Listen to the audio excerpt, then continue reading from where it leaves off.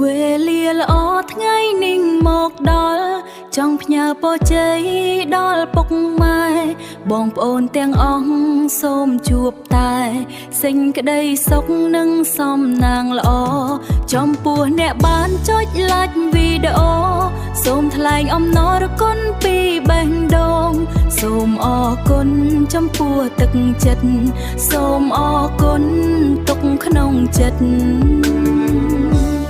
បងប្អូនទាំងអស់សូមជួបតែសេចក្តីសុខនិងសំណាងល្អចំពោះអ្នកបានចុច like វីដេអូសូមថ្លែងអំណរគុណពីបេះដូងសូមអរគុណចំពោះទឹកចិត្តសូមអរគុណទុកក្នុងចិត្តសូមថ្លែងអំណរគុណពីបេះដូងសូមអរគុណចំពោះទឹកចិត្តសូមអរគុណទុកក្នុងចិត្ត